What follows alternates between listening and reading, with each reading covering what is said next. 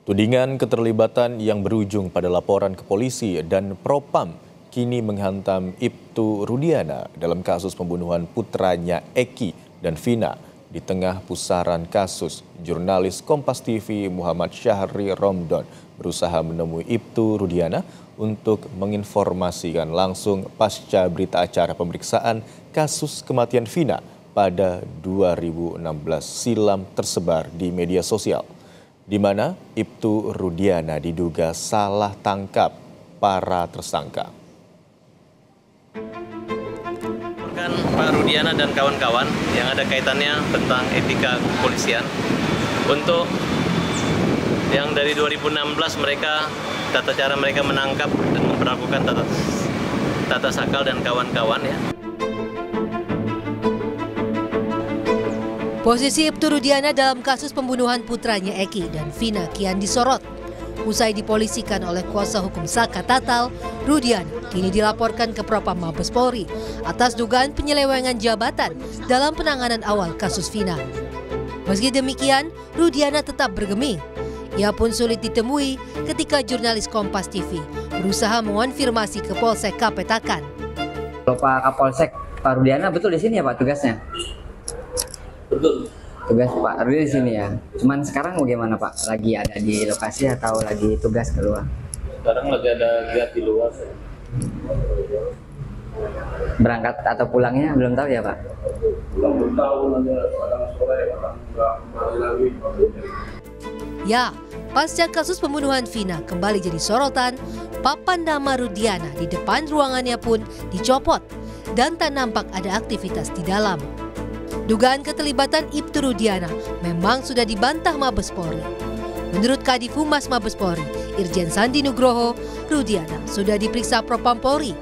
Penetapan 8 tersangka kasus pembunuhan Vina dan Eki di Cirebon, Jawa Barat 2016 silam pun sudah sesuai prosedur, baik keterangan saksi-saksi dan alat bukti yang didapat oleh kepolisian.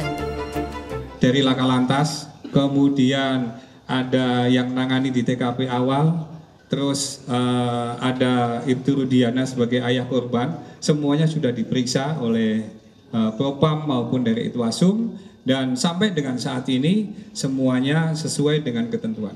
Oleh karena itu, rumor yang berkembang di luar atau mungkin pendapat atau persepsi boleh, tetapi yang jelas bahwa sekali lagi penyidik melaksanakan pemeriksaan berdasarkan alat bukti yang didapatkan, baik itu keterangan saksi ataupun alat bukti yang lainnya. Humas Mabes Polri telah mengatakan bahwa proses penanganan kasus Vina dan Eki dilakukan secara prosedural dan juga profesional. Namun sejumlah tim kuasa hukum para terpidana dan juga kuasa hukum Peggy Setiawan menilai bahwa kejanggalan sudah ditemukan sejak awal penanganan ini di tahun 2016. Terbukti mereka melihat hal tersebut dalam BAP Rudiana yang dilakukan pada tanggal 31 Agustus pukul 18.30 atau 1 jam setelah para 7 terpidana atau tersangka ditangkap dan dibawa ke Polres Cirebon Kota pada saat itu.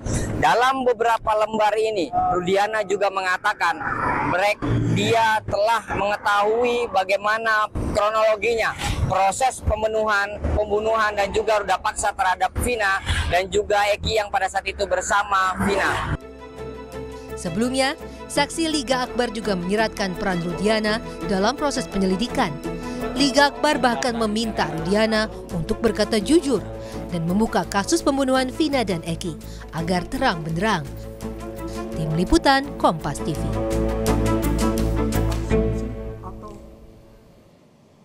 Selain tudingan keterlibatan Ibtu Rudiana, Kadif Humas Mabes Polri juga membantah adanya upaya sengaja menghilangkan 2 nama yang masuk dalam DPO kasus Vina.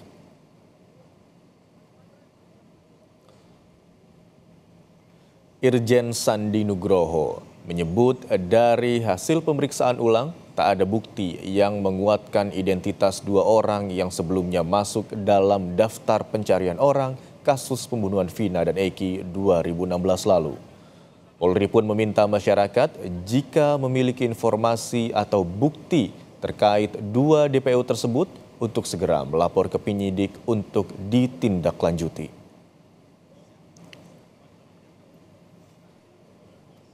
akan rilis, dan kami tadi sampaikan pada waktu tadi bahwa DPO itu sudah ditetapkan oleh pengadilan, dan dari hasil pengadilan tadi sudah diperiksa ulang atau diperiksa lanjutan oleh penyidik. Dari perkembangannya tadi tidak ada alat bukti yang menguatkan ke sana.